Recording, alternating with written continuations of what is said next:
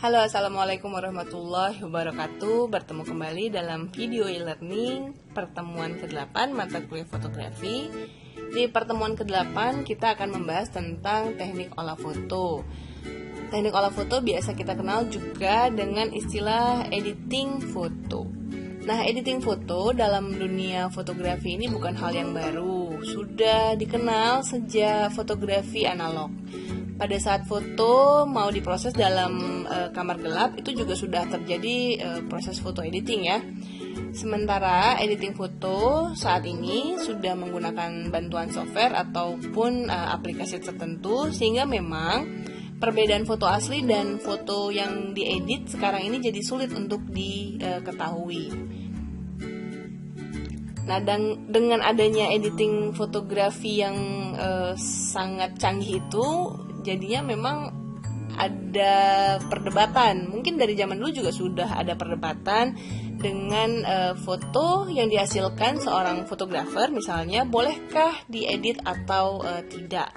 Sebagian pihak menyatakan tidak ada masalah melakukan post processing, tapi sebagian lagi sangat menentang adanya post processing. Jadi mungkin penentang ini lebih ingin ketika foto diambil seharusnya dipikirkanlah sebelum foto itu dihasilkan, atau pada saat mau jepret foto dipikirkan dulu komposisinya, angle-nya, lalu bagaimana pencahayaannya. Jadi kita tidak perlu lagi memasukkan hasil foto kita itu ke dalam proses editing seperti itu.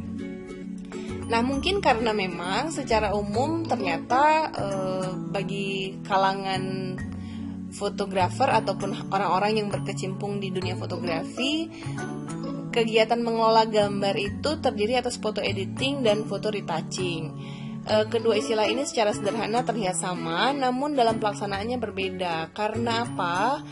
Karena memang untuk tahapan editing itu dia hanya pada level kontras dan mungkin cropping, sementara kalau retouching dia sudah lebih banyak lagi yang diberikannya efeknya.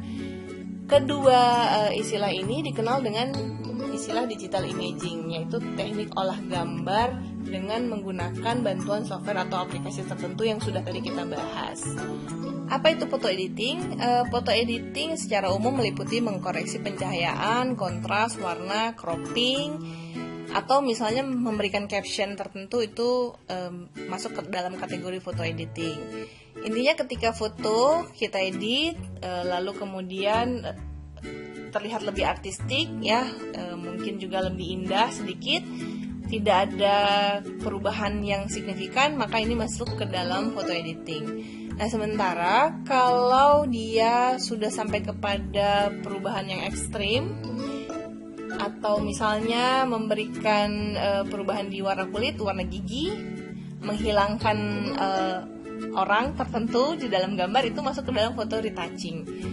Ketika misalnya membutuhkan perubahan latar, lalu intinya adalah ketika misalnya melakukan manipulasi yang sedemikian rupa sehingga dia terlihat lebih berbeda dari foto awalnya, itu masuk ke dalam foto retouching.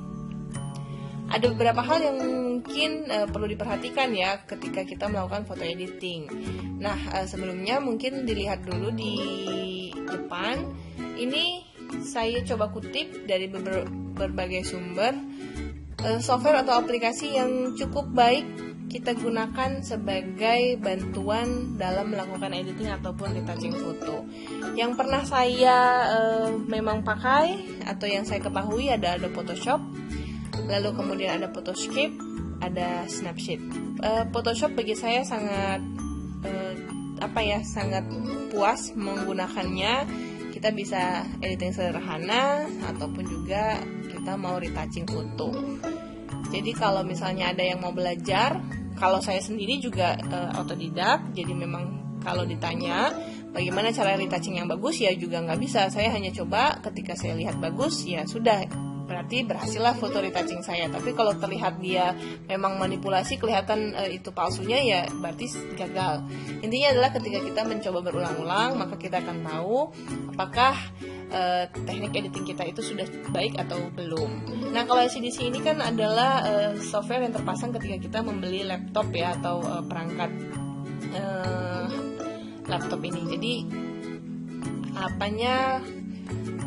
kemampuannya juga sangat terbatas sih. Cropping bisa, resize bisa, brightness-nya kalau mau diedit masih bisa di situ. Tapi kalau untuk yang hal-hal yang lain, misalnya untuk healing atau softening, sharpening dan segala macam, itu nggak ada ya kalau di LCDC. Nah, kalau untuk di smartphone, Snapseed saya pikir cukup lengkap toolsnya, jadi gratis. Artinya gini, untuk mengasah kemampuan teknik editing ataupun retouching adalah kebiasaan. Kita harus membiasakan, sering-sering latihan, jadi kita jadi mahir dan mungkin bisa cari duit dari proses editing dan retouching ini. Nah, tadi saya sudah sebutkan ada beberapa batasan penerapan untuk foto, terutama untuk foto jurnalistik. Jadi kalau foto jurnalistik ini tidak boleh melalui proses editing dan retouching, ya enggak juga, karena sebetulnya kan editing foto ini sama kayak misalnya mengedit berita. Berita juga ketika dia naik cetak, sebetulnya sudah melalui proses editing yang dilakukan oleh editor. Nah, editor kalau ini konteksnya media massa ya ada juga editor foto. Apakah ini foto ini layak? Oh, ini mungkin harus di-blurkan sedikit ini karena terlalu ekstrim gambarnya, terlihat darah misalnya gitu. Tapi tidak boleh menghilangkan nilai berita yang mau disampaikan atau mengaburkan nilai berita, itu sangat ditentang. Sementara kalau untuk foto non jurnalistik, misalnya foto feature atau foto untuk produk iklan, ya editing atau retouching itu sangat diperlukan karena nilai keindahan menjadi keutamaan. Bahkan untuk fotografi iklan, food fotografi misalnya, itu dramatisir sangat baik ya, sehingga bisa menggugah selera orang yang melihat gambar tersebut. Nah, ini ada beberapa hal yang dibolehkan untuk dilakukan pada foto jurnalistik. Ini saya mengutip dari artikel Proceeding. Ini adalah poin-poin yang dia peroleh dari studi kasus ya. Dia memang melihat beberapa foto, kemudian dia bandingkan yang mana yang boleh dan mana yang tidak untuk foto jurnalistik. Jadi ke-10 hal ini mungkin ada yang bisa menambahkan akan lebih baik, tapi secara umum ini adalah yang dibolehkan kita berikan pada foto jurnalistik. Sementara 3 poin ini sebaiknya dihindari atau jangan dilakukan pada foto jurnalistik karena bisa menghilangkan nilai berita yang mau disampaikan. Nah, ini adalah contoh untuk editing ya. Sebetulnya ini adalah editing foto yang ini foto saya ambil sendiri. Foto dilakukan di siang hari, tapi memang cahaya mataharinya tidak ada. Nah, kemudian saya berikan sentuhan cerah untuk membuat gambar menjadi hidup. Lalu yang kedua ini sama, sudah cerah sebetulnya karena memang lampunya cukup ya, tapi agar lebih menarik, eye catching, maka kita tajamkan lagi, dan kemudian saya crop sedikit saja untuk menampilkan tokoh utamanya, anak kecil yang duduk seorang diri. Foto ini saya ambil dengan kamera HP-nya ya standar, HP Asus. Yang penting adalah memang sebelum kita melakukan foto atau kita mengambil foto, memang kita harus memikirkan dulu minimal angle komposisi, sehingga tidak terlalu banyak editing yang kita akan lakukan. Tapi untuk kebutuhan pribadi mungkin ya. Lain cerita kalau tadi untuk fotografi iklan dan lain sebagainya yang untuk komersil. Nah, ini contoh juga, tapi yang kiri bukan saya yang melakukan editingnya karena ini sudah expert punya. Ini saya foto studio untuk pas foto, hasilnya seperti ini, sangat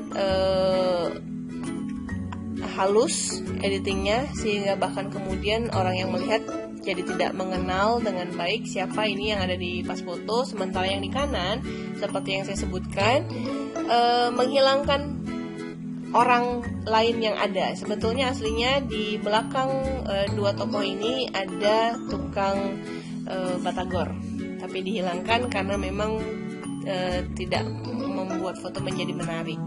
Kalau untuk koleksi pribadi mungkin tidak salah, tapi kalau ini kemudian diangkat menjadi berita, mau menceritakan sesuatu, ya tidak boleh dihilangkan apapun yang ada di dalam foto tersebut.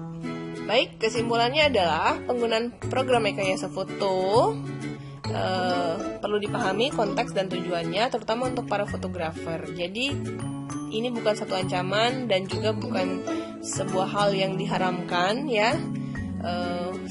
Semua ini terpulang kembali ke tujuan seorang fotografer atau orang yang mengambil foto, ya. Untuk apa foto tersebut dia hasilkan, atau karya fotonya itu untuk kepentingan apa. Untuk informasi yang lebih lanjut atau misalnya bacaan yang lebih lanjut terkait dengan materi kita hari ini, silahkan dilihat. Ini saya kutip. Semoga ulasan singkat ini bermanfaat. Intinya sesuatu akan menjadi bagian dari diri kita ketika kita membiasakannya. Terima kasih atas perhatiannya. Sampai jumpa pada video e-learning yang lain.